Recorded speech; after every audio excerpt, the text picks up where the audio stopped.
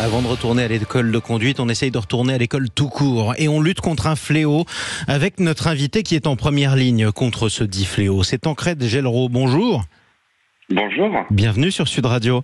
Vous êtes agent de traitement contre les poux et les lentes au centre anti-poux, qui a un drôle de nom d'ailleurs, c'est Poux Possible. Bien. Où est-ce que vous êtes ? Vous êtes à Toulouse dans la Haute-Garonne, c'est ça ? Tout à fait, on a un centre de réseau de franchise en fait, où il y a Toulouse, Nîmes, Montpellier et Béziers actuellement. Alors, on va parler maintenant on va parler quand même de ces madeleines de Proust. Vous voyez, c'est la première fois que j'entends à nouveau le terme lente depuis qu'on me mettait un horrible shampoing anti-poux sur la tête qui sentait mauvais et que je détestais quand j'étais un gosse.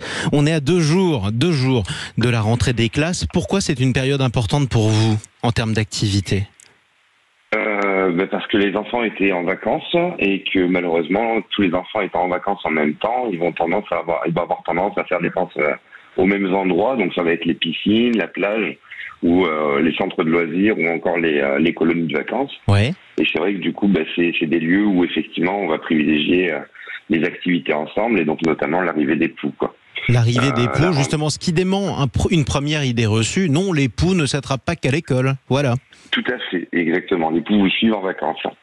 Et voilà, ils finissent leurs vacances. C'est exactement ça. Je disais le terme lente. Je maintiens, j'ai plus entendu parler de ce terme que je voulais oublier depuis presque 30 ans, on va le dire comme ça. C'est quoi la différence entre un poux et une lente ?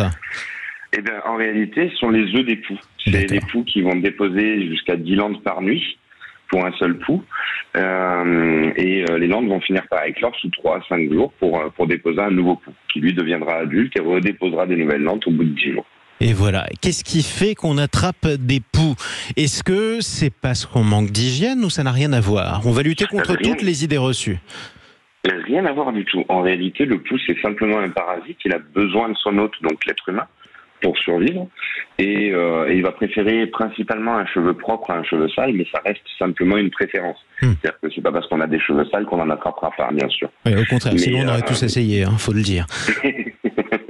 Mais bon, en tout cas, ça c'est ce qui fait qu'ils arrivent, donc pas de problème d'hygiène, donc faut pas avoir honte de dire j'ai des poux ou mon fils a des poux. On va parler des conseils à donner aux parents. D'abord, comment ils vont se rendre compte que leurs enfants ont des poux ? Alors, on peut souvent croire que c'est le grattage, mais en réalité, ça ne gratte que 50% de la population mondiale. D'accord. Le fait de gratter, c'est simplement qu'on est allergique à la salive du poux. Un peu comme le moustique, en réalité, donc ça va gratter certaines personnes et pas d'autres. Pour le poux, c'est exactement la même chose.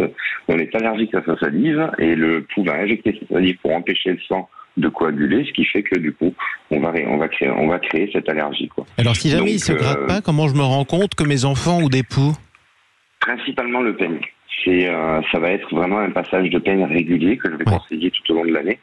Donc, principalement, à chaque shampoing, ça sera le plus simple, de manière à ce que le cheveu soit bien démêlé, bien humidifié, pour faciliter justement le traitement, pour pas qu'on ait trop de cris à la maison, on va dire. Ouais, il y a des gens dans ce studio, sur Sud Radio, qui ont quelques souvenirs du peigne anti-poux. Des souvenirs douloureux, manifestement, parce que c'est vrai que c'était un peigne beaucoup plus serré. Donc, vous voyez que c'est des mauvais souvenirs. J'ai une autre question. Pourquoi ça touche les enfants ? Alors, principalement les enfants, parce que le contact est différent, dans le sens où quand on va se dire bonjour entre adultes, on se serrera la main, ou en tout cas on évitera le contact trop direct. C'est vrai que les enfants ont plus tendance à faire des câlins ou quoi que ce soit, bien qu'aujourd'hui les comportements sociétals font que le poux, mine de rien, c'est plus vraiment chez les enfants. Aujourd'hui, ma moyenne d'âge, moi sur Toulouse, c'est 12-18. 12-18, c'est pour les ados. Oui. Exactement, principalement les adolescents en collège, lycée et post-bac, où effectivement, en fait, c'est principalement le téléphone aujourd'hui.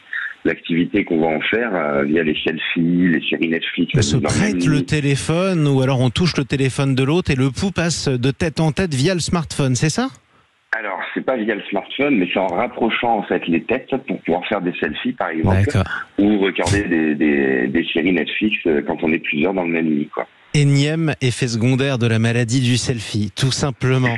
Dernier point, on n'a pas parlé de l'origine malgré tout. Qu'est-ce qu'ils font les poux dans nos têtes pour que ça nous gratte ? Pourquoi ? Qu'est-ce qu'ils mangent en fait ? Le sang. Ils se nourrissent exclusivement du sang. Donc c'est des moustiques. C'est pareil. C'est un peu la même chose, effectivement. Exactement. Sale petite bête, effectivement, il faut le dire comme ça. Dernier point, comment vous les traitez ? Alors moi, je procède de manière mécanique, c'est-à-dire que je n'utilise aucun traitement. Tout ce que je vais utiliser, en gros, c'est un système d'aspiration qui va me permettre d'aspirer les poux dans un premier temps. Ensuite, je viendrai au peigne fin, les d'huile lotion à base de noix de coco, d'huile essentielle et d'eau, qui me permettra simplement de bien démêler le cheveu, bien l'humidifier et surtout le soigner par rapport aux traitements qui, eux, ont été faits en amont généralement et qui ont tendance à vraiment abîmer le cheveu et le cuir chevelu. Donc la lotion va simplement me permettre de bien faire glisser le peigne fin.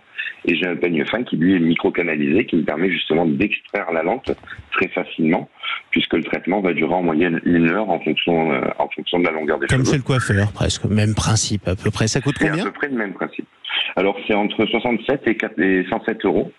En fonction de la longueur des cheveux et c'est sur 2 rendez-vous. Ça comprend 2 rendez-vous, bien sûr, le tarif. Mais au moins, on est débarrassé. Si seulement vous aviez pu débarquer il y a 30 ans, ça aurait fait du bien d'avoir des cheveux qui sentent la noix de coco après un traitement anti-poux. C'était autre chose, ça sentait le pétrole à l'époque. Bref, merci beaucoup. Ça fait déjà 7 ans que je suis déjà sur place. C'est bien, continuez. Merci Tancrède Gellereau, agent de traitement contre les poux et les lentes au centre anti-poux. C'est Poux Possible de Toulouse, dans la Haute-Garonne. Il est 7h16 sur Sud Radio, 7h17 dans quelques secondes.